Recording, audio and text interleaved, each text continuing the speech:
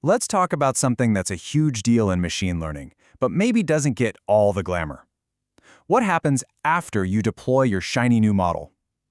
After the launch party? Well, that's when the real work actually begins.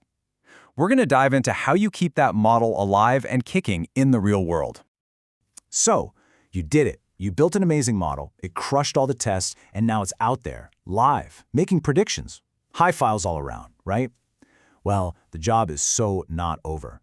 In fact, things are just getting started, because pretty soon you're probably going to start seeing some unsettling signs. At first, it's subtle. You might not even notice it. That amazing accuracy score you had in testing, it just starts to dip. The predictions just don't feel as sharp as they used to. And then, those little dips in accuracy start to add up. Suddenly, it's a noticeable rise in prediction errors. The model is just plain getting things wrong more and more often. And this is where the alarm bells really start ringing. Because those errors, they start to hit the business where it hurts. Maybe your churn predictions are off, or your recommendation engine is just suggesting weird stuff.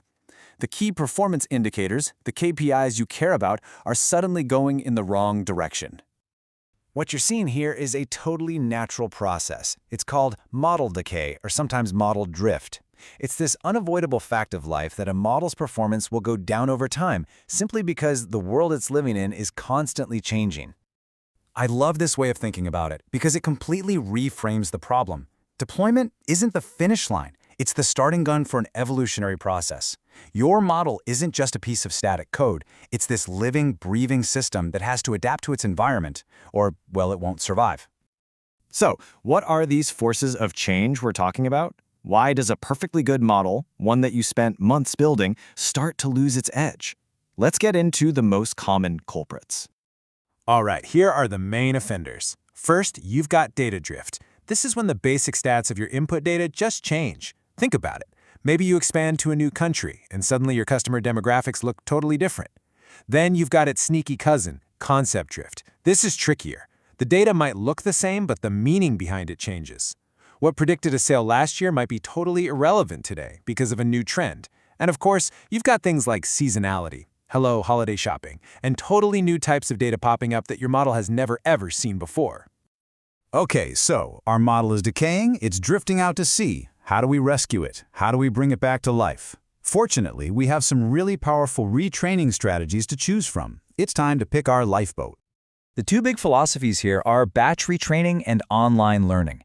Think of batch as your steady, reliable approach. You gather up a big chunk of new data and you retrain your model from time to time. It's stable, it's simple. Online learning, on the other hand, is the super fast, real-time alternative. The model learns from every single new piece of data as it comes in. Which one's right for you? It totally depends on your use case. And beyond just those two, you can get way smarter about when you retrain. You could just do it on a schedule, say every Tuesday. That's simple. Or you could be more clever and set up a trigger. Maybe you only retrain when your accuracy drops below a certain point, or when you detect that the data itself has changed a lot. The point is, you don't just retrain blindly. You have a specific, measured reason for doing it. Now, here is the absolute game changer. Trying to do any of this by hand, it's a nightmare. It's a recipe for disaster. The real power, the magic, comes from building an automated pipeline that spots these problems and fixes them, all without a human having to lift a finger.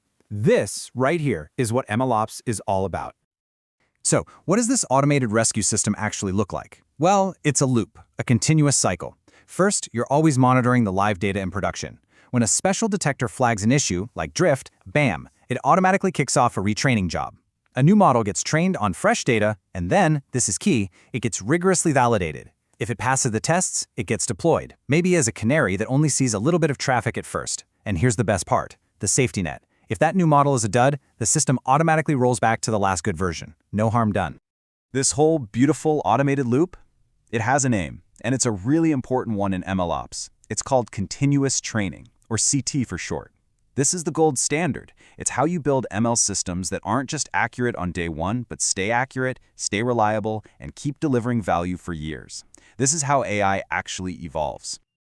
Building a CT system is incredibly powerful, but let's be real, it's also easy to mess up. So to wrap this up, let's look at some really clear do's and don'ts to make sure your retraining strategy is a huge success and not a huge headache. All right, on the best practices list, first and foremost, and I cannot stress this enough, always validate your new model on a separate test dataset before you even think about deploying it. Log everything, the data, the code, the parameters, so you can go back in time and reproduce any model you've ever built. And remember, don't just watch model accuracy, watch the business metrics that actually matter. And on the flip side, here are the traps you have got to avoid. The absolute biggest mistake is trying to do this retraining stuff manually. It just doesn't scale, and it's asking for human error. Another classic mistake is not versioning your models, which makes rolling back in an emergency basically impossible. Oh, and be careful you don't overfit to only the super recent data. Sometimes those older, long-term patterns are pure gold. So I want to leave you with this one final thought. In the real world, where everything is always changing, retraining isn't some nice-to-have feature. It's not an optional task you get to when you have time. It is the very engine of survival for your AI. It's what allows it to adapt and to keep delivering value. So really, the question isn't if you should retrain, but how fast can you get it automated?